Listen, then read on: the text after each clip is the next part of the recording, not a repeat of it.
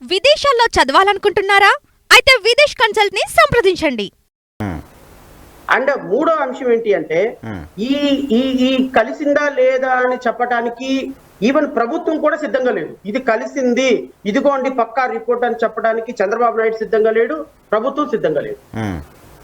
So ఈ సందర్భంలో competent person చెప్పడానికి అవకాశం లేనప్పుడు నేను దాన్ని ధృవీకరించలేదు.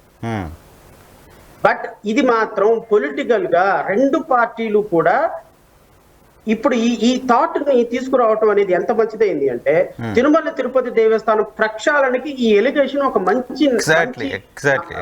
మంచికి నాంది పలకబోతుందా అని నాకైతే అనిపిస్తుంది. పలకాలి.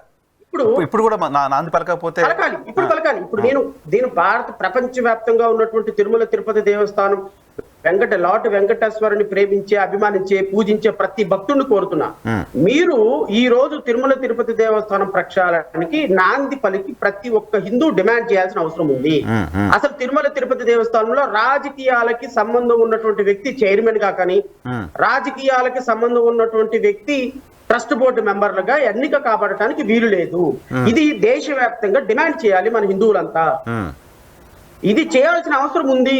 ఈ రోజు కూడా మీరు చేయకపోతే ఇప్పుడు చంద్రబాబు నాయుడు గారు ఎవరినో పొలిటికల్ అఫిలియేషన్ ఉన్న అతనికి పాపం మినిస్టర్ పదవి ఇవ్వలేకపోయాం కదా, నేను ఆయనకి ఎప్పుడో 30 సంవత్సరాలకు ఇవ్వలేకపోయినాం కదా, ఆయన ఏదో సుప్రీంకోర్టు జడ్జి అని ఒక ఆయన్ని, తర్వాత టీవీ యజమాని అని ఇంకో అతన్ని, ఇలాంటి వాళ్ళని తీసుకొచ్చి అక్కడ కూర్చోబెట్టేటువంటి ప్రయత్నాలు జరుగుతున్నాయి. దానికి స్వస్తి పలకాలి చంద్రబాబు నాయుడు గారు అని చెప్తున్నాను. పవన్ కళ్యాణ్కి చెప్తున్నా, మీ కూటమి ప్రభుత్వానికి చెప్తున్నా, ఈ కూటమి ప్రభుత్వం గనక అప్పుడెప్పుడో ఎన్వి రమణికి టికెట్ ఇవ్వలేకపోయినాం కాబట్టి ఆయన తిరుమల తిరుపతి దేవస్థానం, టీవీ5 చైర్మన్ కి ఇంకోటి ఇవ్వలేదు కాబట్టి ఆయనకి తీసుకొచ్చి చైర్మన్షిప్, లేకపోతే ఏబిఎన్ రాధాకృష్ణకి పలాంది ఇవ్వలేదు కాబట్టి ఆయనకు ట్రస్ట్ బోర్డు, ఆయన రికమెండ్ చేసిన ట్రస్ట్ బోర్డు మెంబరు, లేకపోతే ఇంకోటి ఎవడో 100 కోట్లు 200 కోట్లు మీ నారా లోకేష్ పాదయాత్రకు పెట్టుబడి పెట్టాడు కానీ వాడికి తిరుమల తిరుపతి దేవస్థానం ట్రస్ట్ బోర్డు మెంబరు, లేకపోతే నారా భువనేశ్వర్కి కాళ్ళు చేయి ఏదో హెల్త్ బాగపోతే డాక్టర్ గారు ఎవరినో ట్రీట్ చేశాడని నారా భువనేశ్వర్ గారికి, నారా బ్రాహ్మణి గారికి ఎవరు కొలిక్ ఉన్నాడు కదా ముంబైలో పారిశ్రామికవేత్త, ఆయన ఒక 100 కోట్లు ఇచ్చాడని ఆయనకి, లేకపోతే మీరు చెప్పారు కాబట్టి రిజైన్ చేశాడు కాబట్టి ఆర్ కృష్ణ ఇలాంటి వాడికి ఎవరికో తీసుకొచ్చి ట్రస్ట్ బోర్డు మెంబర్, ఇలాంటి political affiliation, political unemployment, political insurance ఉన్నటువంటి వ్యక్తులకు తిరుమల తిరుపతి దేవస్థానంలో కనుక మీరు స్థానం కల్పించారంటే కోటాను కోట్ల మంది భక్తుల యొక్క మనోభావాలు మళ్ళా మీరు దెబ్బ కొట్టడానికి కూటమి ప్రభుత్వమే బీజాలు వేసినట్టుగా నేను భావిస్తాను. నిజానికి ప్రక్షాళన చేయడానికి కూటమికి ఒక అద్భుతమైన అవకాశం, దేవుడిచ్చిన అవకాశం, దాన్ని వాళ్ళు ఉపయోగించుకుంటే అబ్సల్యూట్లీ చంద్రబాబు నాయుడు ప్రభుత్వానికి నేను డిమాండ్ చేస్తున్నా, ట్రస్ట్ బోర్డు మెంబర్లుగా కానీ ట్రస్ట్ బోర్డు చైర్మన్ గా కానీ రాజకీయాలకు అతీతం లేని వ్యక్తి వేస్తేనే మీ యొక్క మాటకి క్రెడిబిలిటీ. లేదు మేము మళ్ళీ ఆయనకి ఇస్తాము ఈయనకి ఇస్తాము, మేము ఆయనకి ఇన్సూరెన్స్ ఇచ్చా ఈయనకి ఇన్సూరెన్స్ ఇచ్చామంటే మళ్ళా రేపొద్దున తిరుమల మళ్ళీ గీ అడల్టర్డ్ గీ కాదు, స్వామి వారికి పెట్టే ఈవెన్ పెరుగులో కూడా రేపు ఇంకొకటి కలిపి పెరుగనం దద్దోజనంలో కూడా రేపొద్దున అడల్టర్డ్ అయితే అయ్యే అవకాశాలు ఉంటాయి. ఎందుకు అంటే అక్కడికి వచ్చే వాళ్ళంతా ప్రాఫిట్ మేకింగ్ లుక్రేటివ్ మైండ్ ఉన్నవాళ్ళు, they are not service oriented mind. Samineni Udayabhanu, ఈయన కేతన్ దేశాయ్, రవిచంద్రారెడ్డి, రామచంద్రారెడ్డి, మన ఎవరు విజయసాయి రెడ్డి అల్లుడు, వీళ్ళందరూ ట్రస్ట్ బోర్డు మెంబర్లుగా వీళ్ళందరూ ఎలగబెట్టింది ఏంటి నరసింహరావు గారు పోయినసారి. ఇప్పుడు మంత్రి పార్థసారథి గారు, టీడీపీ ఎమ్మెల్యేగా ఉన్న మేరీ ప్రశాంతి గారు, ఎవరు వేమిరెడ్డి ప్రభాకర్ రెడ్డి గారి సతీమణి, ప్రస్తుతం ఎమ్మెల్యే, ఆమె 5 సంవత్సరాల పాటు ట్రస్ట్ బోర్డు మెంబర్గా ఉన్నారు. పర్చేజింగ్ కమిటీలో కూడా ఉన్నారంట.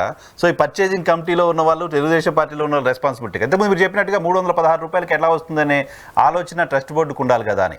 నేను ఒకసారి 2014 నుంచి 2024 వరకు ట్రస్ట్ బోర్డు ఎంత రేటు కొన్నది అనేది చూస్తే 350-400 రూపాయల మధ్యలో, అంతకంటే ఎక్కువ కొనలేదు సార్ ఇప్పుడు శ్రవణ్ గారు.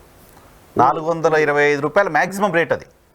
సో కాబట్టి అది అతి తక్కువకి కోట్ చేశారు అని జరుగుతున్న ప్రచారంలో కూడా వాస్తవం కనపడట్లేదు నాకు.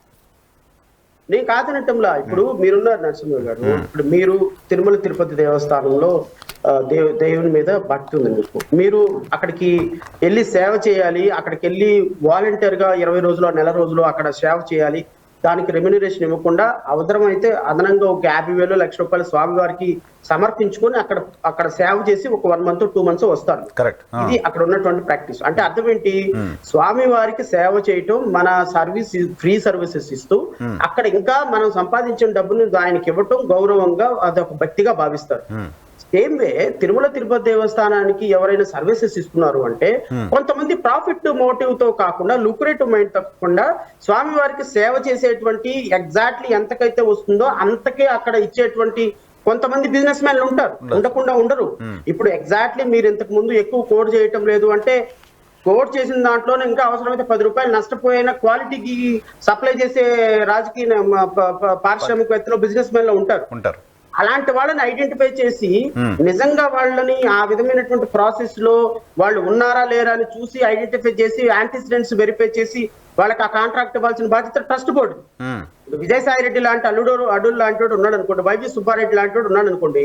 వైవి సుబ్బారెడ్డి ఏం ఆలోచిస్తాడు? వైవి సుబ్బారెడ్డికి ఎవరైనా వచ్చి ఒక 10 నిమిషాలు మాట్లాడితే వీడి దగ్గర నుంచి ఎంత డబ్బులు మనకు వస్తాయని ఆలోచిస్తాడు. లేకపోతే విజయసాయి రెడ్డి అల్లుడు ట్రస్ట్ బోర్డు మెంబర్ గా ఉన్నప్పుడు ఏం ఆలోచిస్తాడు?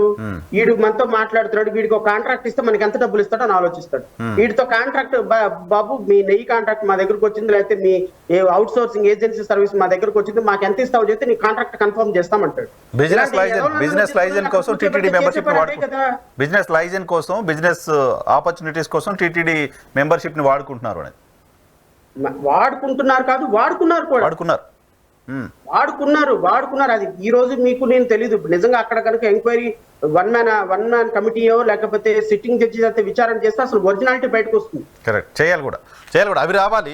నిజానికి హిందువులంతా కోరుకోవాల్సింది అది, అక్కడ ప్రక్షాళన జరగాలని కోరుకోవాలి. ఈ సందర్భం ఇంతకంటే ఇప్పటివరకు టీటీడీ కేంద్రంగా చాలా అలిగేషన్లు చాలా వివాదాలు వచ్చినప్పటికీ ఇప్పుడు వచ్చింది ఇంకా అది ఎక్స్ట్రీమ్.